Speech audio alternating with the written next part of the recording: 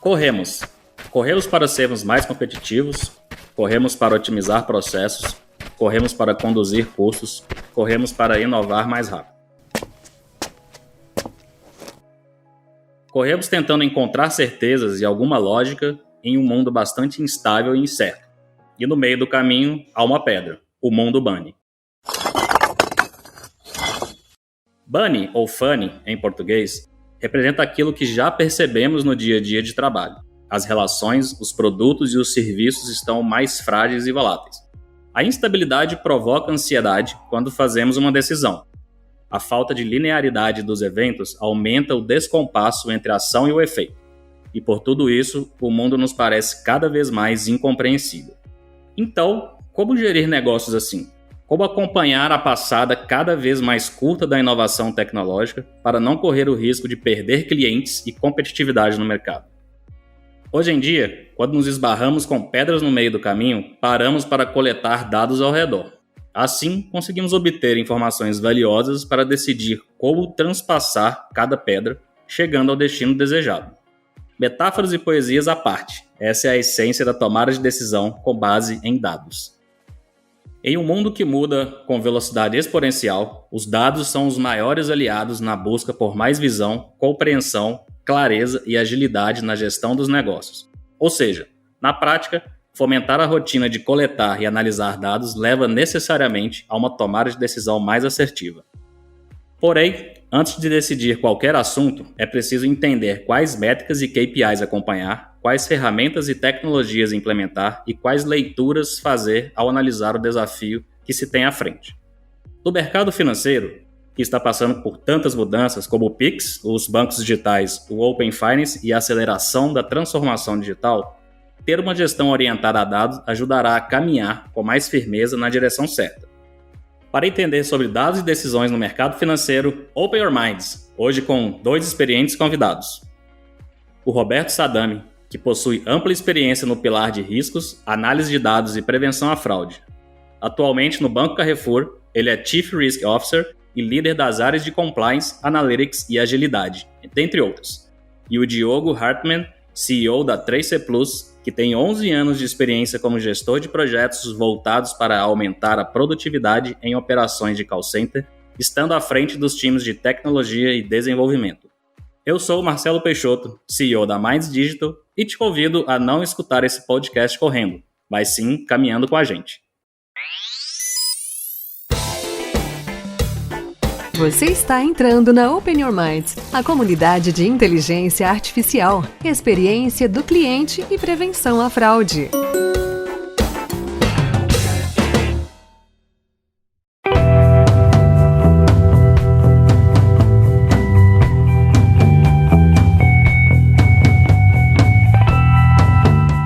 Conta pra gente aí sobre o trabalho de vocês hoje, quais são os principais produtos e serviços de onde trabalham. Eu queria passar a palavra aí pro Sadami, se ele não se importar em começar. Acho que fica mais interessante a dinâmica. Claro, primeiramente eu queria agradecer aí pelo convite. Para mim é um grande privilégio, né, poder falar aí com essas feras aí do mercado de startup, né, Marcelo, Diogo. Eu estou aqui mais para aprender aí com vocês que são os grandes desbravadores aí de novos negócios, né? As pessoas realmente empreendedoras, né? Bom, antes de mais nada, eu sou Roberto Sadami Ikegami, eu sou CRO e CDO aqui do Banco Carrefour. O Banco Carrefour, ele está aí no meio de uma arena competitiva das fintechs no Brasil, né? E ela se diferencia por ser aí uma verdadeira finteio. A instituição, aí o Banco Carrefour, tem no seu DNA justamente aí a inovação e esse foco em tecnologia, tá? E tem uma fortaleza que para a gente é única, né? Essa conexão com o grupo Carrefour Brasil, que é o maior grupo mercantil alimentar aí do país, tá?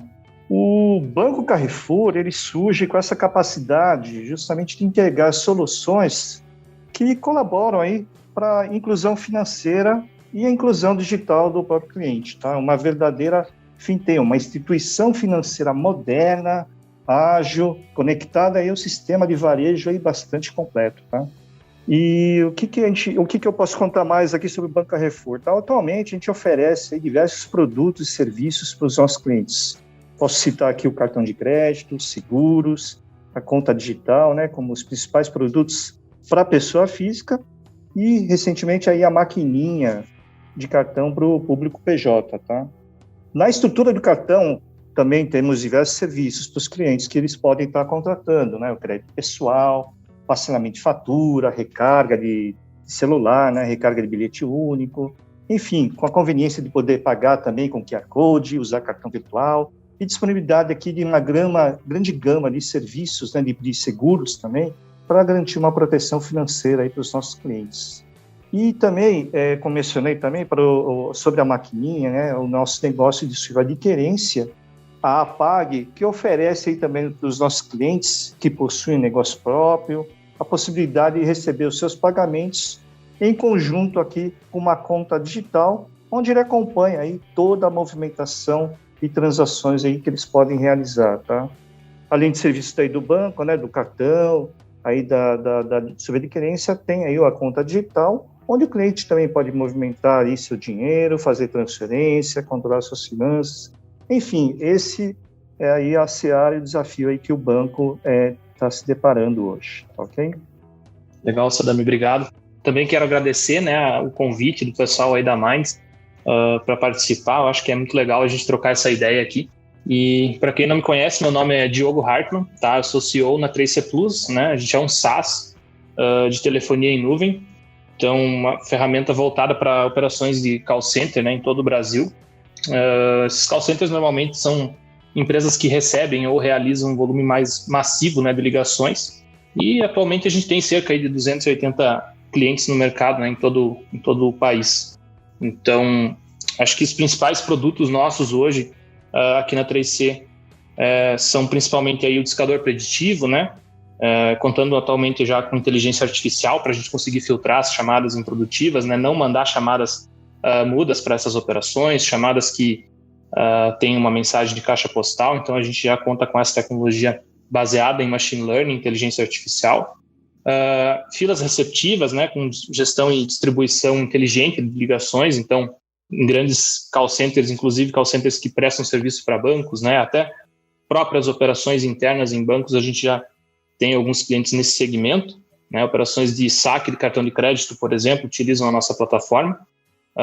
E aí a gente tem toda essa distribuição de chamadas entre as operações, né, conforme nível de skill e tudo mais, encaminhar aquela ligação para o atendente que tem mais, vamos dizer assim, conhecimento sobre aquele determinado assunto, né, que vai conseguir ajudar melhor aquele cliente no assunto específico. Também temos serviço aí de URA ativa, URA receptiva, então aquelas URAs onde o cliente navega, né, para chegar mais facilmente na operação que vai resolver realmente a dúvida ou a situação que ele tem para tratar com essa operação. Nossa plataforma ela tem, além disso, aí, gestão, né, através de relatórios, acompanhamento da produtividade da operação, as métricas em tempo real, e também a gente possibilita ali para essa gestão realizar a qualidade e auditoria dessas chamadas, né? Então, principalmente os líderes das equipes de call center conseguem realizar, através de métricas, o feedback na operação. Então, a gente possibilita de uma forma bem simples, bem prática, para que essas equipes de call center cada vez mais consigam aprimorar, né, o atendimento que está sendo realizado. E além disso, aí, por fim, a gente também integra com o BI, né? Então a gente consegue fazer o Business Intelligence aplicado ali ao call center, né? Trazer todas as informações relacionadas às ligações, transformar todos esses dados em métricas, em inteligência, para que ele consiga fazer alterações na estratégia, identificar possíveis gargalos e problemas ali na operação dele. Muito legal, viu, Bruno, Sadami? Ou seja, tem uma boutique aí de serviços para disponibilizar aí para os clientes aí uma experiência legal e todo um serviço ali disponível para quando eles tiverem interesse, tem ali toda a infraestrutura e os processos operacionais para ele poder ali pincelar o que ele acha o mais importante ali para aquele momento, né? E a gente sabe que no no dia a dia ali, a gente precisa tomar algumas decisões importantes, né, do negócio, né? E assim, quando vocês precisam buscar, né, alguma decisão que impacte todos esses serviços que vocês disponibilizam, né, nessa boutique aí, bem atraente, uma decisão bem estratégica, geralmente quais são as informações que vocês buscam para agilizar e formar um corpo mais estratégico nessas decisões, e também quais os KPIs, né, importantes para poder monitorar e acompanhar essas decisões, né? Conta um pouco mais para a gente, Sadami. Bom, Marcelo, obrigado aí pela pergunta.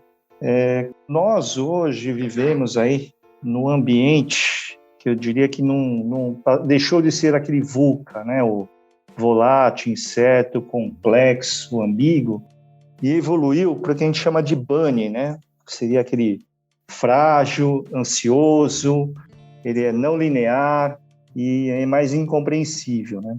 Dessa forma, todo o nosso processo decisório, ele tem que caminhar para estar cada vez mais conectado, atender o contexto e ser contínuo. Conectado, pois a tomada de decisão sempre envolve vários stakeholders, né? Então, o processo decisório, ele é colaborativo por natureza. Ele tem que ser mais contextual, especialmente aí no mundo mais digitalizado, né? Ele vai requerer aí uma personalização, porque precisa entender melhor a situação, cada evento, cada cliente, né? A particularidade de cada cliente para uma melhor tomada de decisão. E, por fim, tem que ser contínua, né? Ser pontual, para servir justamente para aquele momento que está respondendo aí e atender com mais precisão. O Banco Carrefour tem aí como compromisso, e é o nosso propósito, que é de transformar os serviços financeiros em experiências e crédito em qualidade de vida. E ele recorre à análise de dados para apoiar toda a nossa tomada de decisão, tá? E aí você me perguntou em relação aos KPIs, né? Quais são os KPIs, exemplos de KPIs que consideramos aqui importantes, né? Diria o seguinte, né? O Banco Carrefour, ele prioriza a satisfação e experiência dos clientes em todas as etapas da jornada. Então, vai desde indicadores relacionados ao início de relacionamento, né? Como as propostas que foram vendidas, né? Que isso acaba explicando muito a atratividade, a percepção de valor, né, do cliente que tem aí pelo nosso produto. Ele passa, né, e avança pelo faturamento e ativação, que estão muito associadas aí ao engajamento que os nossos clientes têm com o nosso produto financeiro. Há indicadores de inadimplência, né, que demonstram justamente aí a saúde financeira, ou algo que eu preciso estar atendendo de uma forma diferenciada a meus clientes. E diria mais, né, que continuamente nós realizamos pesquisas, né, com o NPS, né, esse indicador que denota aí a recomendação, né, e isso passa em todas as etapas da jornada, e o que molda também a nossa decisão estratégica, né, visando sempre a melhorar esse índice, tá? E a centralidade do cliente vai ser sempre a nossa estratégia. Precisamos conhecê-lo cada vez mais, reforçar o que está bom, né, em nossos processos, identificar qualquer dor ou ponto de fricção que possa existir com o nosso cliente na sua jornada, né? E, naturalmente, tudo isso, né, atendendo e superando isso, vai ter como consequência aí a rentabilização aí do nosso negócio. Bacana. Sadami, apesar de serem produtos, né, ou serviços em áreas totalmente distintas, muitos dos KPIs aí que você comentou, a gente também analisa aqui, acompanha de perto, né? Afinal, NPS é super importante. Eu acho que também do nosso lado aqui ele acaba sendo um índice-chave, né, para a gente acompanhar realmente o índice de satisfação desses clientes. A gente tem mais alguns aqui, pessoal, que a gente acompanha, né, por se tratar de um SaaS em nuvem. Então, acho que principais métricas de SaaS aí, todo SaaS tem que acompanhar. Vou falar um pouquinho sobre algumas delas, mas no nosso radar aí estão sempre essas que eu vou comentar, né? Então, o MRR, que é a receita recorrente mensal que nosso produto está gerando, né? Então, do faturamento ali, quanto que representa em receita recorrente, ou seja, aquele valor que o cliente paga todos os meses, é um valor normalmente fixo, tá? É um compromisso, né, que esse cliente tem com a 3C Plus aqui. Índice de churn, então índice de cancelamento, né, a perda de receita mensal quando clientes cancelam essas assinaturas. O custo de aquisição de cliente, então quanto que a gente faz investimento em marketing, na área comercial também, né, todos os recursos que envolvem o processo de vendas como um todo, dividido ali pela quantidade de clientes que a gente conquistou nesse período. Aí a gente tem também o lifetime, né, que é quantos meses esse cliente conquistado ele permanece utilizando o nosso serviço. Em cima do lifetime, a gente tem também o lifetime value, que é a multiplicação, né, desse tempo que ele permaneceu utilizando o serviço pela receita mensal média, né, então quanto ele está pagando por mês ali durante todo esse tempo que ele permanece como cliente da 3C Plus. E a gente monitora muito de perto também o CAC versus LTV, né, então aquele comparativo que eu acho que todo SaaS que foca em ser escalável tem que acompanhar, né, esse CAC ele precisa ser 3 vezes menor, em média, para que a gente considere, né, que essa empresa está realmente num processo de escalabilidade se comparado ao LTV. Tá? Também acompanhamos ali o ticket médio das contas, nosso share de mercado, né, qual que é o tamanho desse mercado, quantos clientes a gente já tem em base atendendo, e temos mais também, por fim, aí o SLA da plataforma, né? A gente é um SaaS em nuvem, a gente precisa acompanhar muito de perto qual que é a disponibilidade do nosso produto. Eu fico bem feliz em falar que nos últimos meses a gente tem atingido 99,97% de SLA.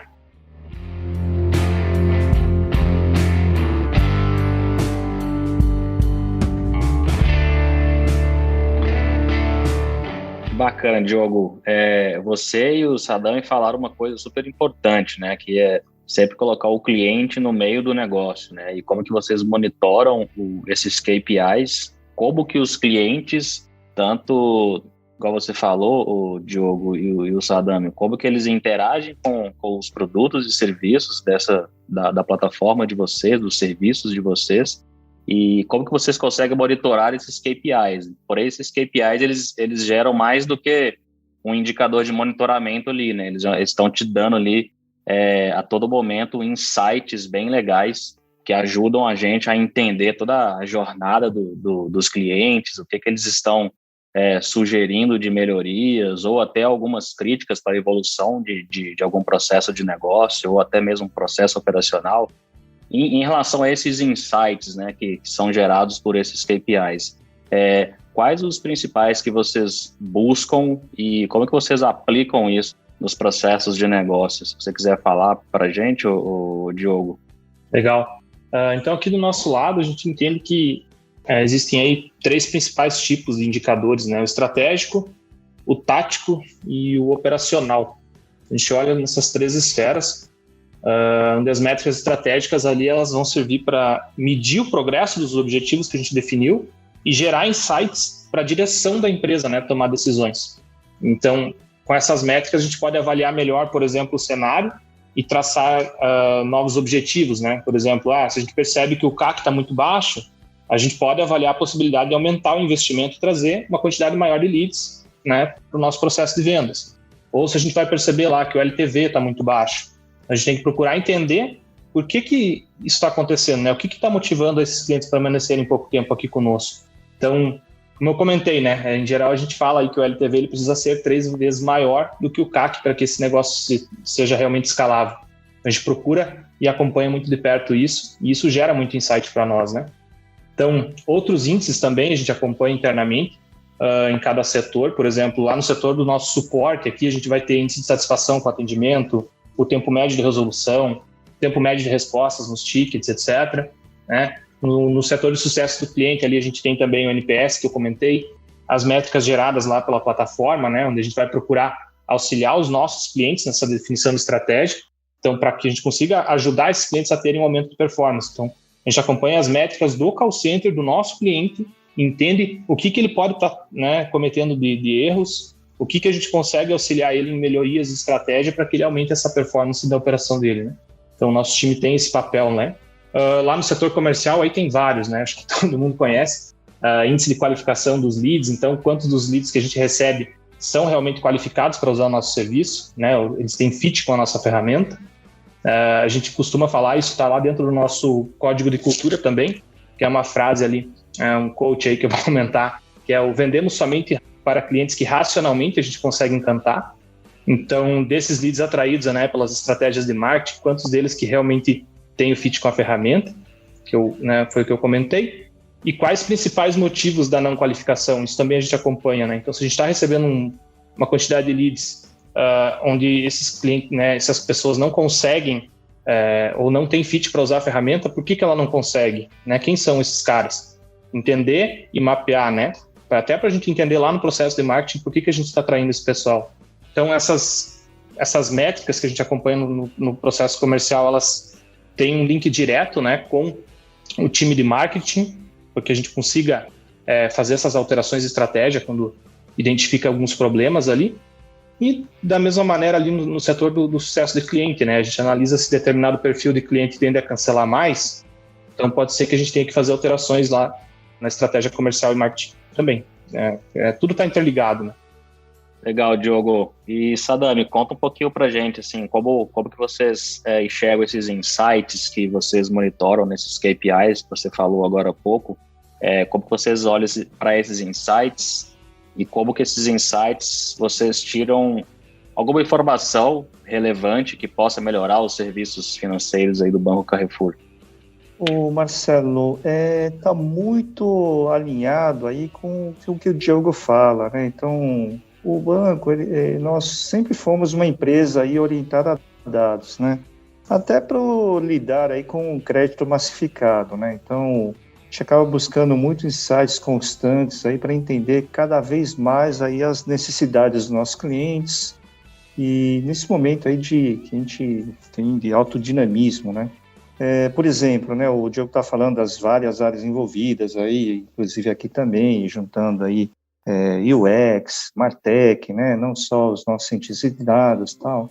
Por exemplo, em menos de 3 anos, a gente iniciou um aprimoramento de toda a venda aqui de cartão de crédito através dos canais digitais, tá?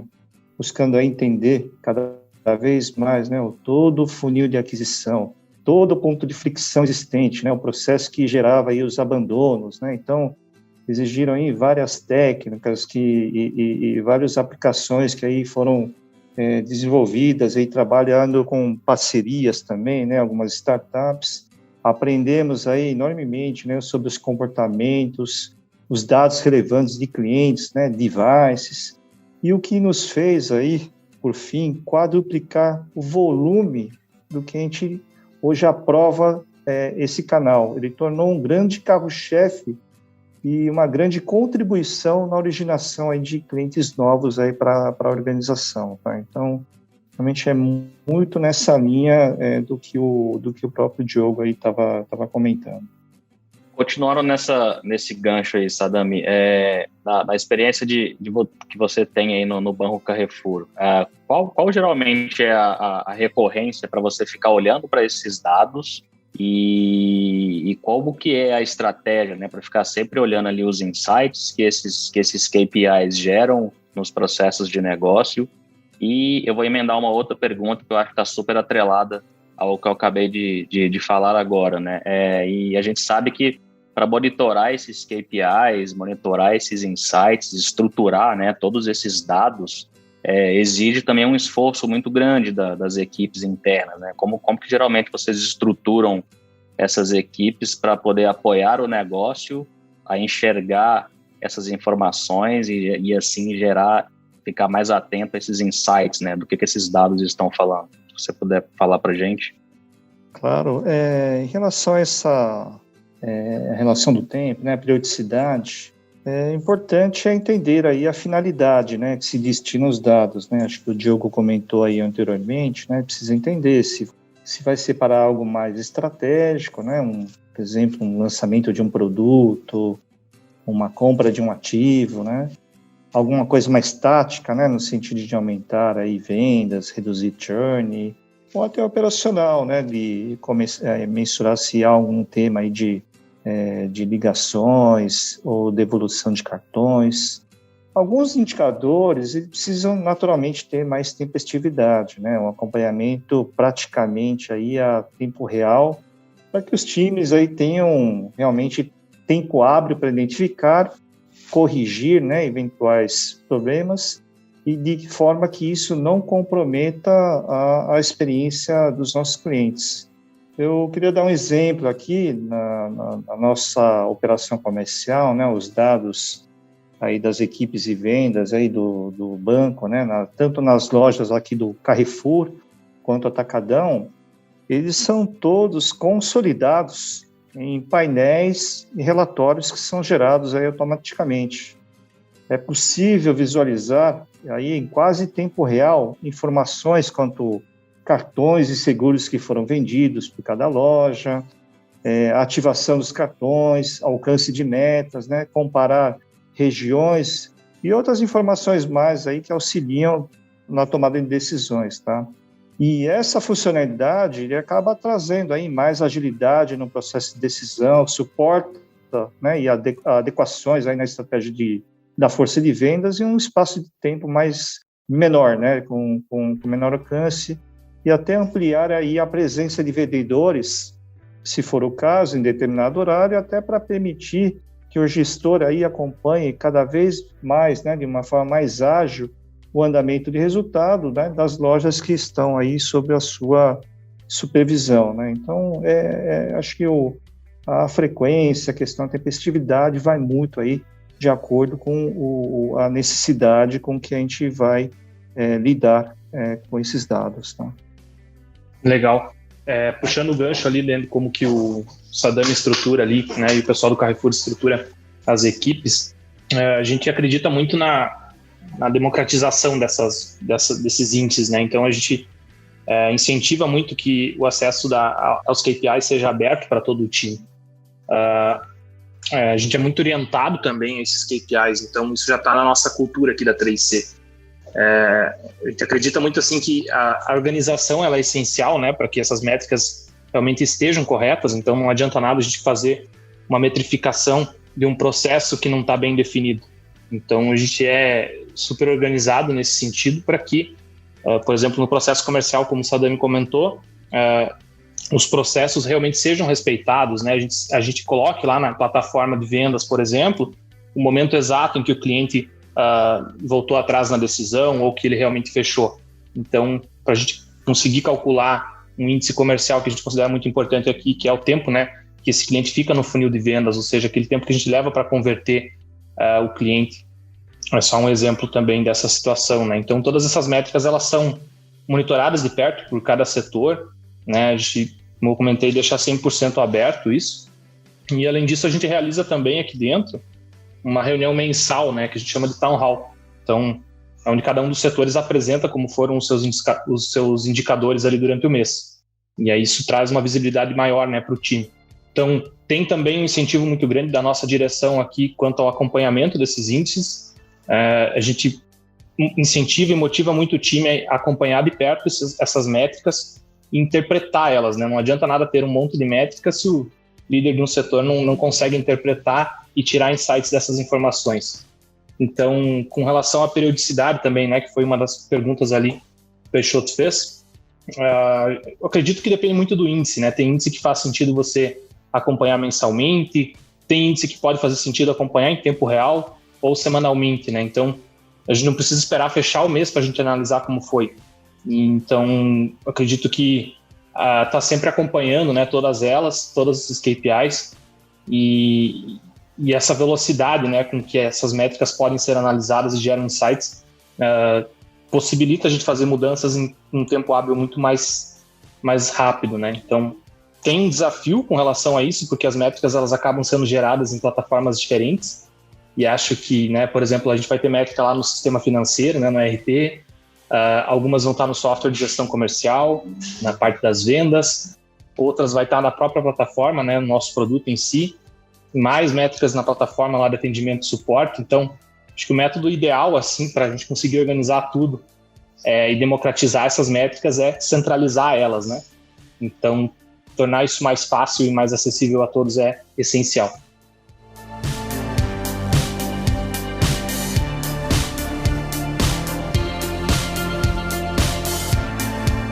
Bacana, Diogo. Você falou uma coisa bem interessante como desafio, né? Você falou duas palavras aí que eu acho super legal a gente falar, que é a questão de velocidade e democratização da informação, né? Hoje a informação está um pouco espalhada dentro da organização e humanamente a gente sabe que é impossível você ser capaz de organizar tudo isso, por exemplo, dentro de uma planilha Excel e começar a ter insights ali em tempo real. A gente sabe que não é muito interessante fazer isso. E a gente vê claramente, até desde o início da pandemia até agora, acelerou muito a transformação digital dos negócios. Então a gente vê a nuvem, né, cada vez mais presente no negócio de todo mundo, e a nuvem traz a tecnologia justamente para ajudar a gente a potencializar a leitura e a organização desse volume enorme de informações que a gente vê dentro dos negócios. E a tecnologia vem ajudando aí os negócios no dia a dia a organizar, a estruturar e ter uma melhor leitura, né, daquele dado, né? Então é muito complicado a gente ficar olhando para aquilo ali de forma manual. Então eu acho que é bem legal você puder falar também, Diogo, como que a tecnologia chegou aí, né? Como vocês estão usando tecnologia para ajudar aí nessa análise de tantos dados? Como é que a tecnologia vem ajudando vocês aí a organizar essa informação para fazer essa leitura aí de forma bem dinâmica, bem ágil, porque hoje tem que dar uma resposta muito rápida para o negócio, né? E isso impacta muito na experiência do cliente. Legal. Aqui na nossa experiência, a gente sempre encontrou certas dificuldades, assim, principalmente para a geração de algumas dessas métricas, né? Então, a gente sabe que existem muitas soluções no mercado que a gente pode utilizar, inclusive, por exemplo, soluções para fazer a gestão das assinaturas, né? O que é o nosso caso aqui, acompanhar qual que é o MRR, enfim, algumas das métricas que eu citei mais acima. Só que essas soluções, elas não são 100% adequadas ao modelo de negócio de todas as empresas que existem, né? Então, no nosso caso aqui foi bem complicado encontrar uma solução que realmente se adequasse ao nosso processo, né, de como que a gente trabalha, e depois que essas métricas que a ferramenta gera fossem também adequadas de acordo com esse nosso processo. Então a gente teve uma dificuldade em encontrar soluções assim, ainda é uma certa dificuldade, a gente teve que encontrar formas diferentes, né, de maneiras diferentes assim de obter essas métricas, e hoje a gente consegue reunir todos esses dados numa estrutura de BI. Então é uma das ferramentas assim que tem sido o nosso maior aliado para conseguir, né, centralizar esses dados. Então, trazer eles de forma mais rápida e assertiva, como você comentou, né, fácil acesso, a gente consegue obter feedback do nosso próprio time quando uma métrica não tá legal ou não tá agregando muito valor, a gente pode substituir essa métrica de uma forma mais ágil. Então, acho que você conseguindo centralizar, tendo uma estrutura de BI, né, ter os dados de uma forma coerente para que você consiga trabalhar em cima deles e ter uma confiança em cima dessas informações, né? E aí conseguir atualizar esses dados, atualizar essas métricas, melhorar as visualizações para o teu time. Enfim, eu acho que isso se torna possível através de uma plataforma de BI, assim, falando com relação a que tipo de tecnologia, né, a gente utiliza aqui. Legal. E, Sadam, imagino que no Banco Carrefour deve ser uma loucura, né, mas no bom sentido, falando, né, de ter sempre as informações ali sempre a todo segundo para já gerar aqueles insights, que esses insights se transformam em decisões estratégicas para o negócio do banco, e isso é muito importante para serviços financeiros. Eu imagino que isso deve ser bem interessante aí no Banco Carrefour.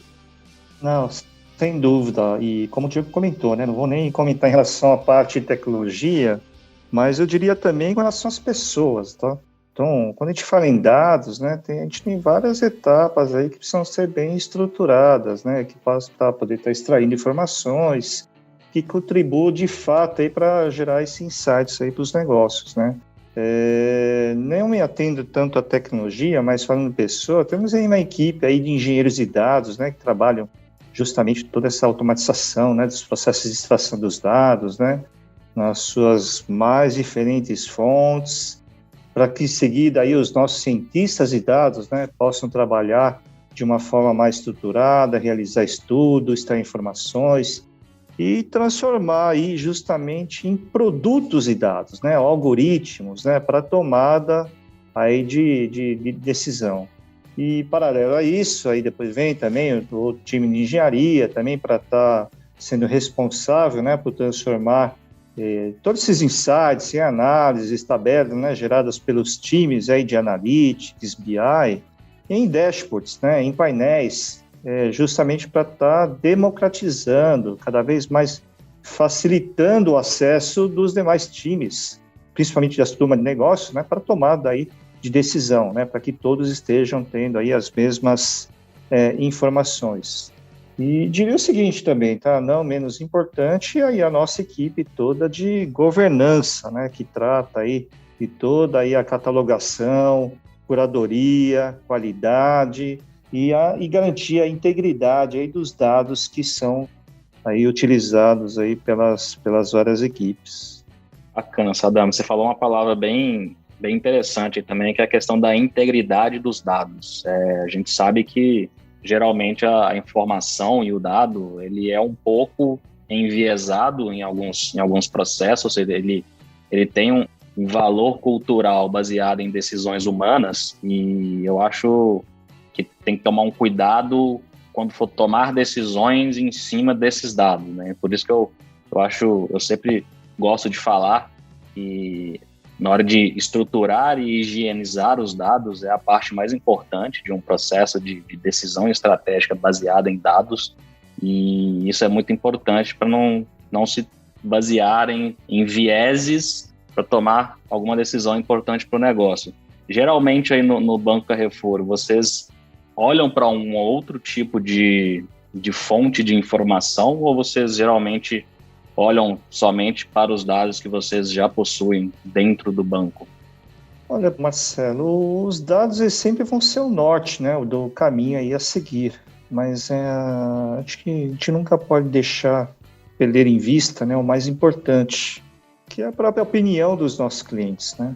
Nós temos aqui uma área específica de inteligência competitiva, né, que está justamente realizando constantemente pesquisas, gerando aí os Customers Insights, né, de diversas formas, e olhar aí para o restante do mercado também, até para a gente poder ter um benchmarking, né, e colher mais feedbacks dos nossos clientes, em conjunto com todo o background de dados que nós já temos, né, todas as análises que nós já fazemos, para sempre complementar e tomar aí as melhores decisões e, naturalmente, construir uma melhor experiência para os nossos clientes.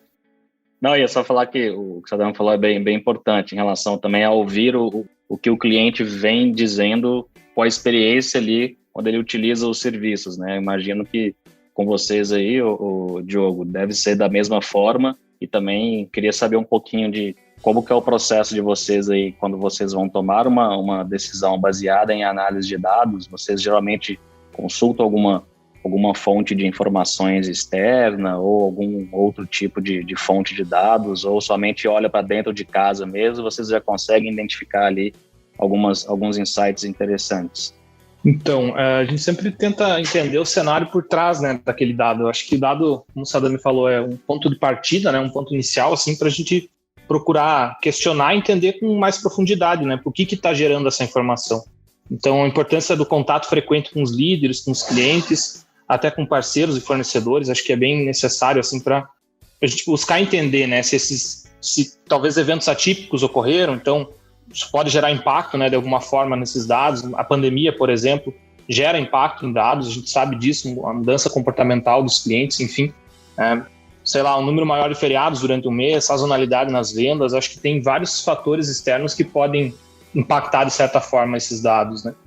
Bacana. E conta pra gente, Diogo, tem algum caso que você pode compartilhar com a gente de que vocês tomaram uma decisão, estratégia que impactou diretamente no negócio de vocês, e como que foi o desafio, né, para tomar essa decisão baseado nessas análises?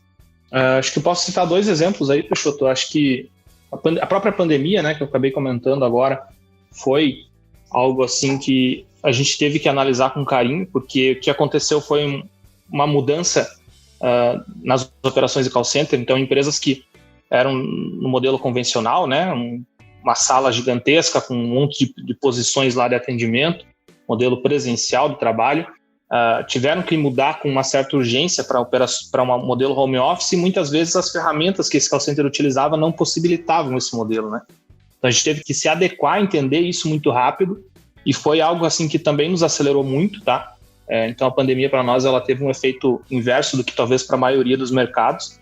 Então é um exemplo, né, de uma mudança rápida que a gente teve que fazer. E uma outra que eu posso citar, ali em 2019 a gente identificou que, por exemplo, tinha uma quantidade de leads, né, com um ICP diferente nos procurando. E era um ICP que a gente nunca tinha mapeado, né? Eu vim de experiência em operações principalmente de cobrança, né, e vendas, mas existe um mercado, por exemplo, de correspondentes bancários que é muito carente de ferramentas, e a gente não tinha mapeado isso dentro do nosso perfil ideal de cliente. Então, quando a gente verificou que existia essa procura, essa demanda que não estava sendo atendida pelo mercado, foi uma mudança muito grande de estratégia para entender, né, para procurar aprender sobre esse perfil de clientes que é diferente do que a gente vinha atendendo e nos adequar, né, até a mesma linguagem que essa galera tem, enfim, para conseguir atender eles também. Então, acho que foi 2 exemplos aí que eu pude citar. Bem legal. E eu imagino, Sadam, que aí no Banco Carrefour, igual eu falei, né, durante a pandemia, houve uma aceleração muito grande, principalmente dos bancos, para a transformação digital. Trouxe muitos clientes para esse mundo digital e ofereceram os serviços financeiros ali cada vez mais ali no aplicativo e via desktop. Então, assim, eu imagino que vocês tomaram várias decisões de negócios baseados aí em decisões de análise de dados. Se você puder dar alguns exemplos para a gente. Claro, Marcelo. E, sem dúvida, com o início da pandemia, houve uma forte aceleração aí dos nossos processos, né, de digitalização, e principalmente a população também, né, tornou-se mais digitalizada, né, forçada justamente aí pelo isolamento social. E com isso, né, foi identificado aí no mercado de cartão de crédito um forte crescimento, né, de participação das compras online e com alteração do perfil de consumo, né, as regras de prevenção a fraudes, né, por exemplo, que até então assumiam como natural ou alguns comportamentos de clientes, né, quando faziam aquelas transações de forma presencial, ele realmente sofreu aí um desajuste, né, um desarranjo aí com esse novo cenário, né? Então acabava gerando aí geração de alertas, né, e de forma desnecessária, e que acabava provocando um certo ruído aí com os nossos clientes, né? Então, com base aí justamente nos dados, né, que a gente foi capturando, né, e aprendendo, né, dados de device, de geolocalização, né, associados a esse novo comportamento de uso dos nossos clientes, nós fomos desenvolvendo novos algoritmos, né, e treinando novamente um machine learning, né, em novas regras que pudessem considerar esse novo normal, né, esse novo comportamento, né, essa nova característica de uso do cartão de crédito para estar justamente dando mais assertividade ao nosso processo decisório e diminuindo, né, e evitando todo esse atrito, né, que pudesse existir com os nossos clientes através aí de transações negadas, né, ou bloqueios indevidos aí do cartão de crédito.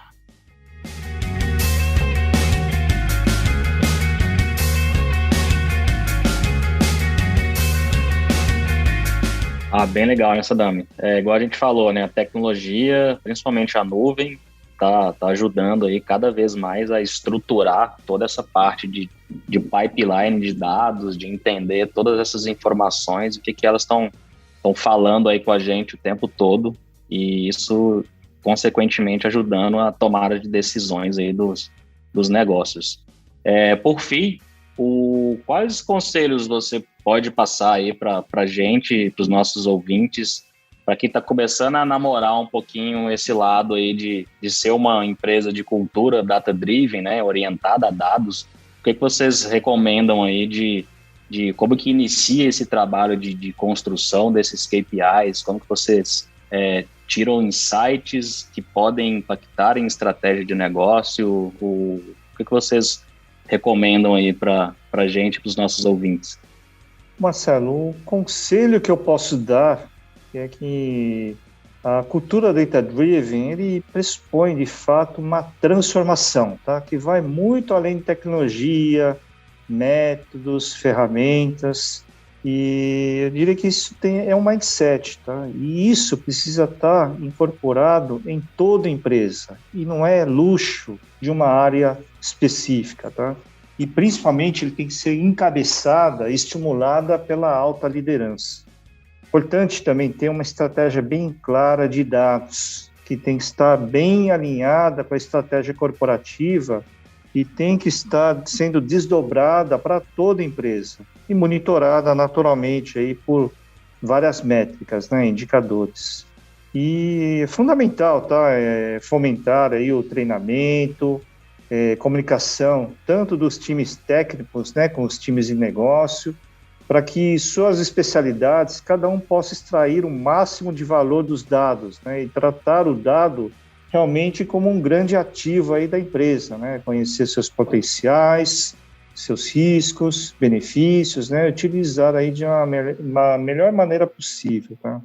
E também adicionaria aí a criação de um ambiente propício, né, democratizando o acesso, disponibilizando ferramentas, né, provendo capacitações, né, que forem necessárias, e além de estimular aí parcerias, né, com universidades, startups aí de Advanced Analytics, abertura, né, justamente para estar realizando experimentações, e por que não também promovendo, né, uma série de campeonatos, né, que prover aí o uso ou de cases de casos, né? Bem legal, Sadam, obrigado. Então, assim, a gente pode perceber aí, pelo que você falou, tem todo um ecossistema em volta de startups, de trazer essa galera para ajudar também o negócio. Essas startups têm um modelo de negócio bem flexível, então elas podem ajudar em algum momento com alguma ferramenta, alguma nova tecnologia. Você falou também um pouco de cultura, eu acho bem importante, né? Se a empresa não tem uma cultura de orientada a dados, eu acho que isso também não funciona legal, que está relacionado à democratização dos dados, né? Todo mundo tem que ter acesso aos dados e entender o que os dados estão falando. Então, eu acho que a cultura também é bem importante. Eu imagino, Diogo, que você deve ter o mesmo pensamento aí. Se você tiver algum conselho também que você possa dar para a gente, para os nossos ouvintes, puder contar um pouco para a gente, seria ótimo. Legal. Vem bem de encontro com o que o Sadam me falou, né? Acho que, primeiro de tudo, eu acredito que ter clareza nessas informações, né? Garantir que elas são realmente corretas, que são dados confiáveis, que refletem realmente a realidade, né? E acho que investir em tecnologia para automatizar o processo de geração de métricas, tornar esse processo menos suscetível a erros e ser mais ágil, né? Quando a gente iniciou aqui, pensando nos KPIs da 3C Plus, era um processo manual, dava uma trabalheira, tá? O time até tinha uma certa desmotivação ali, porque toda semana ou todo dia tinha que atualizar lá a planilha de KPIs, e isso era muito trabalhoso, realmente muito custoso, né, para o time. Além de você possibilitar erros, né, nesse processo mais manual, que a pessoa pode fazer uma conta errada e colocar uma informação incorreta ali. Então, isso era um processo tão custoso a ponto de o time preferir talvez não fazer, né? Então, a gente buscou soluções de tecnologia realmente para automatizar esse processo, tornar ele mais fácil, né? Facilitar isso para o time. E eu acho que, como o Sadam falou também, né? Isso tem que vir da alta gerência, né? Esse incentivo para você incentivar o time a acompanhar e saber interpretar esses dados é algo que tem que vir de cima e tem que ser cultural. Então, acho que é bem por aí mesmo. Muito bom. Muito obrigado, Diogo, Sadam. As informações foram riquíssimas. Foi um bate-papo bem legal. Acho que vai dar um insight, a gente falando de insight aqui, né, para os nossos ouvintes. Deu para contar uma história aí bem interessante para quem quer iniciar essa parte aí de decisões e estratégias baseadas em dados, como que isso funciona. Vocês falaram com muita ênfase a questão da tecnologia, a questão da cultura, como que você democratiza a informação e como que geram esses KPIs e a partir deles geram os insights para as decisões aí de negócios. Muito obrigado, foi muito bom. Agradeço aí a vocês. Marcelo, Diogo, agradeço aí. primeiramente aí pelo convite. Foi um grande prazer aí poder compartilhar com vocês essa paixão que nós temos aí pelo uso dos dados, né, e cada vez mais servir os nossos clientes, né, e garantir cada vez mais também a satisfação e experiência para todo o nosso ecossistema, né. Legal, eu também agradeço muito a oportunidade, espero que tenham outras, fico bem à disposição também quando tiver mais uma oportunidade aí de participar com vocês. Eu acho que é muito rico poder contribuir de alguma forma, e acredito que não é só uma paixão nessa, Dani, é uma necessidade hoje. Então a gente tem que estar centrado nisso, tem que estar acompanhando de perto essas métricas, esses índices, que é eles que vão tornar possível essas decisões que a gente tem que tomar no nosso dia a dia aí, né? Mudanças estratégicas que têm que ser adotadas, melhorias em produto, enfim, são essas métricas e essas informações, né, os KPIs, que vão nos nortear aí nessas decisões. Valeu! Você ouviu Open Your Minds, a comunidade de inteligência artificial, experiência do cliente e prevenção à fraude.